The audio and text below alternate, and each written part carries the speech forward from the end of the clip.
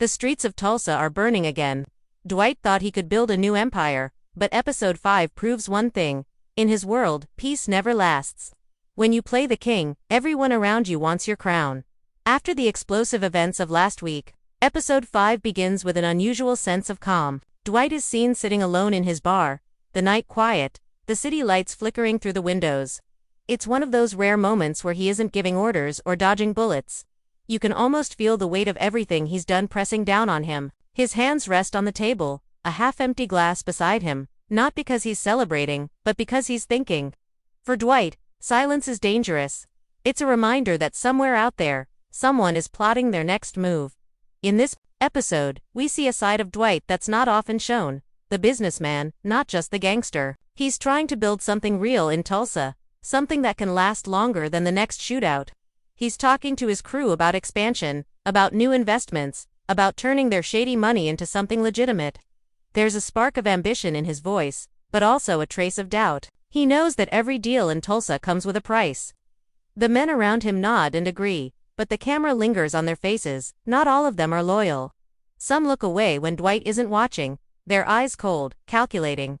Meanwhile, Stacy, still recovering from the chaos of the last episode, is seen back at her desk. She's torn between doing what's right and protecting Dwight. There's guilt in her expression, and we can tell she's hiding something. A few phone calls hint that the FBI hasn't let go of the case. They're still watching, waiting for Dwight to slip up. The tension builds quietly, like the slow tightening of a rope. Then there's Chickie, still back in New York but never out of the picture. His presence in this episode is distant but powerful.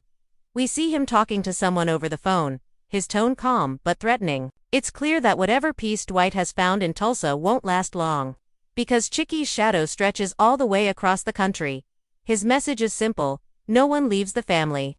This section of the episode sets the mood, a calm surface hiding deep cracks underneath. The writing makes it clear that everyone has their own plan, and no one is fully honest with Dwight. The pacing is slow, deliberate, giving us time to feel the tension grow. Every conversation feels like it could explode at any second. The show's genius lies in how it makes small moments feel dangerous: a glance, a pause, a sip of whiskey. And yet, amid the unease, Dwight shows glimpses of something human. When he steps outside the bar, the wind hits his face, and for a brief second, he looks tired, like a man who just wants a normal life. But deep down, both he and the audience know that's not possible. Tulsa has become his kingdom, but it's also his cage. And in this episode, that cage begins to close tighter than ever before. As the scene fades out, we see a car parked across the street, engine running, lights off. Someone's watching, someone who doesn't belong there. The camera doesn't reveal their face, but we know trouble has already arrived, and Dwight just doesn't see it yet.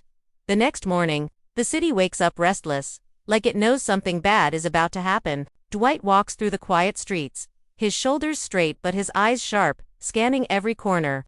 He's dressed clean, but there's tension in the way he moves, a man prepared for whatever comes. The calm that began the episode fades fast when a black SUV pulls up near his club. The doors open, and two men step out. They aren't locals. Their suits are too sharp, their faces too blank. They move like people who have a purpose. And that purpose doesn't look friendly. Dwight greets them with his usual calm authority. But there's something about them that doesn't sit right. One of the men introduces himself as Tony DeLuca, a name Dwight hasn't heard in years. Tony used to run with the old crew in New York, back when loyalty meant something. But now, Tony's smile hides a warning. He tells Dwight that she's been asking questions about money, missing people, and who's really in charge of Tulsa. Dwight stays quiet for a second, his expression unreadable. Then he laughs, low and cold. Tell Chickie if he wants answers, he can come himself. The men don't laugh, they just nod, get back in the SUV, and drive off. The encounter leaves Dwight uneasy. He knows this isn't a friendly visit. This is a message Chickie hasn't forgotten, and he's getting closer. The camera follows Dwight as he walks back inside his bar. The atmosphere feels heavier now. The crew senses it too. Bodie, always the calm one, starts asking if it's time to pack up or push harder. Dwight doesn't respond right away. He pours himself another drink and stares at the liquid for a moment before saying, "If we run now, we'll be running forever." The line hits hard. It's not just about the business, it's about Dwight's whole life. Every time he tries to leave the past behind, it finds him again. Meanwhile, on the other side of town, Stacy meets with her contact in a quiet cafe.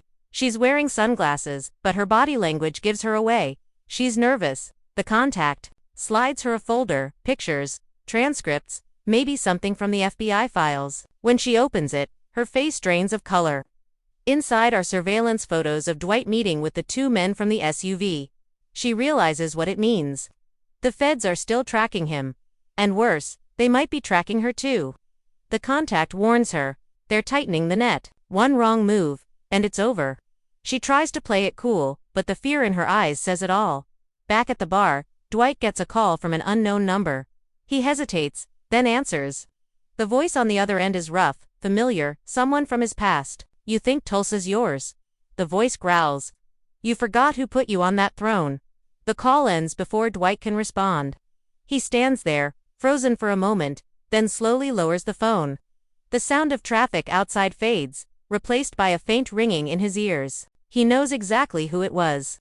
Chickie doesn't need to threaten him directly. The voice alone is enough. Later that night, Dwight gathers his crew. He tells them things are about to change. Some of them look excited, others terrified. He says, they want to bring the fight here. Fine, we'll show them Tulsa doesn't scare easy. The men cheer, but the camera focuses on Dwight's face. He doesn't look proud, he looks haunted. This isn't the war he wanted, but it's one he can't avoid. The tension peaks when Dwight steps outside for air. The same car from before is parked across the street again. Only this time, it's closer. The driver's side window rolls down, and a camera lens flashes for a second before disappearing. Someone's watching every move, recording everything. Dwight takes a deep breath, his jaw tight. He turns and walks back inside, but we know he's already planning his next step. As the night deepens, thunder rolls over Tulsa. The streets are wet, shining under the orange streetlights. A storm is coming, both in the sky and in Dwight's world. This episode's middle act is built like a fuse being lit, slow, steady, and unstoppable. Every moment feels like it could explode. By the end of this section, it's clear that peace was just an illusion. The war for Tulsa has begun again, and this time, Dwight's enemies aren't just on the streets, they're watching from every shadow. The storm breaks without warning. Rain hits the streets like glass, thunder shakes the windows, and in that chaos, Tulsa begins to change. The episode shifts its tone. Gone is the quiet tension, replaced by raw violence and betrayal. Dwight's world starts falling apart, not with one big explosion, but with a series of small, sharp cracks that echo louder than any gunshot. The first blow comes from within. One of Dwight's closest men, Carlo, disappears overnight. No call, no message, nothing. Bodie finds out early in the morning when he checks the ledgers and sees a large sum of money missing. At first, Dwight doesn't believe it. Carlo wouldn't do that, he mutters, pacing the floor, hands clenched. But then the truth hits. Loyalty doesn't mean much when fear takes over. Dwight sends the crew to look for him, but deep down, he already knows what's happened. Carlo didn't just steal, he switched sides. That's when everything starts spinning out of control. The Black Macadam gang, who had been quiet for weeks, suddenly reappear, not as Dwight's partners, but as Chickie's new allies. The betrayal cuts deep. The bar, once full of laughter and planning, now feels like a bunker. The crew argues about what to do next. Some want to leave town, others want revenge. Dwight stays silent until the shouting stops. Then he looks up, his voice calm but heavy. They want a war. Let's give them one they'll never forget. The next scenes unfold like a storm of tension. Cars screech through wet streets, men gather weapons, and old alliances turn to dust. The camera follows Dwight as he visits every corner of his empire. The bar, the storage unit, the front. Businesses making sure everything is locked, loaded, and ready. It's not about winning anymore. It's about surviving. For Dwight, it's always been that way. Meanwhile, Stacy faces her own chaos. Her phone buzzes with encrypted messages she shouldn't be receiving. The FBI is closing in, and her double life is crumbling. Her guilt finally catches up with her. She tries to call Dwight, to warn him, but he doesn't pick up. He's too deep in the fight to listen. The tension between them becomes another wound neither of them can heal. Then comes the turning point. The moment everything erupts. Late that night, as rain still falls over Tulsa, Dwight's bar gets hit. Windows shatter, bullets rip through the walls, and his men dive for cover. The attack is quick, brutal, and professional. Chickie's message is clear. you're not safe anywhere.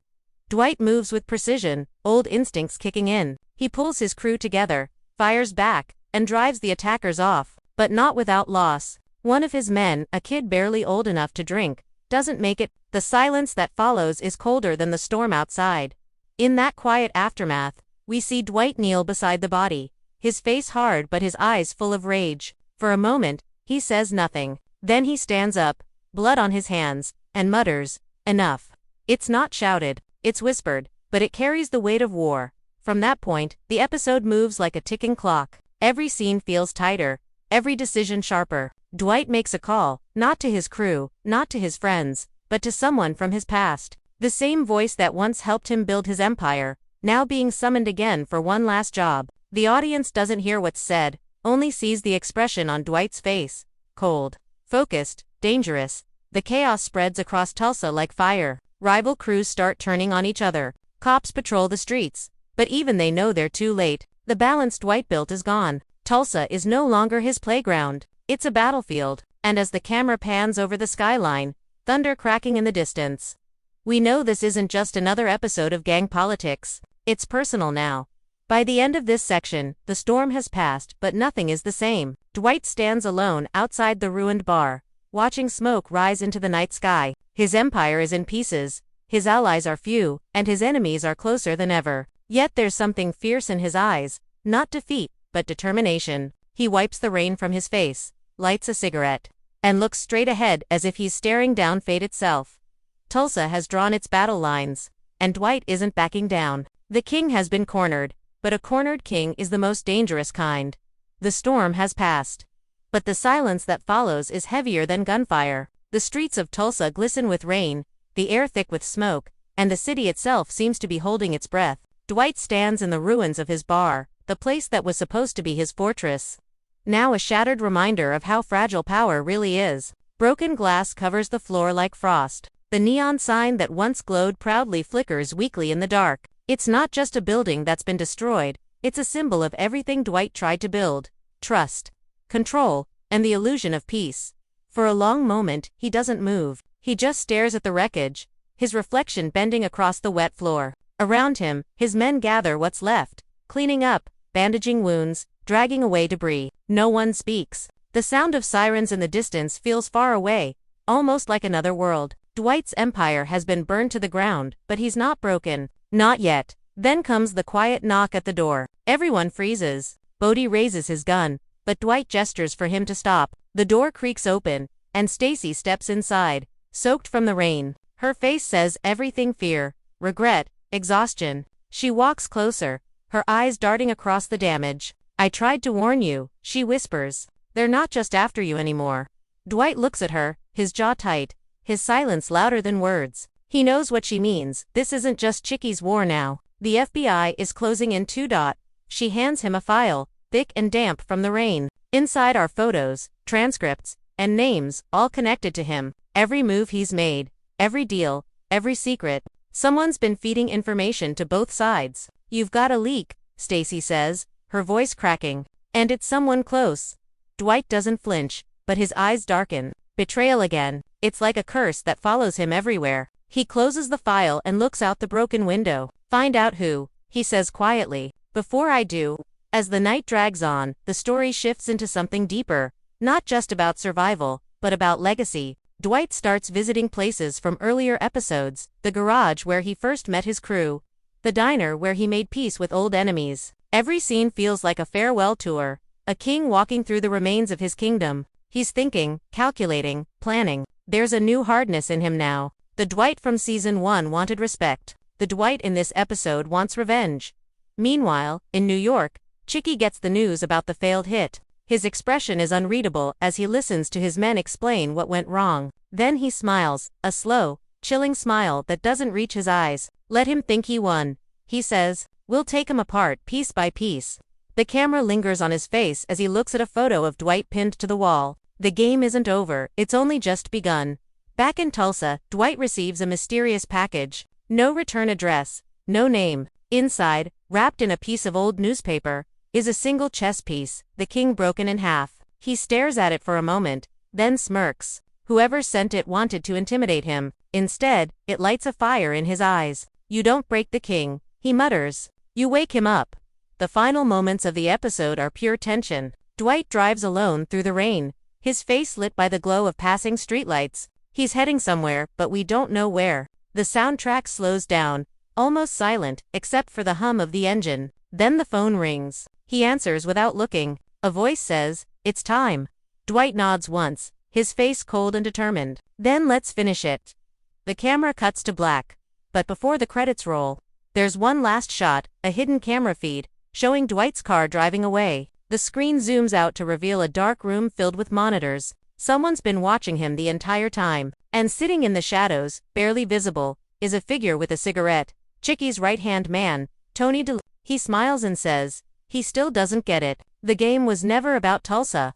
Fade to black. The credits roll, leaving the audience in stunned silence. Everything Dwight built has been destroyed. His enemies are closing in. And yet, the fire in his eyes says one thing: the king of Tulsa isn't done. He's just getting started.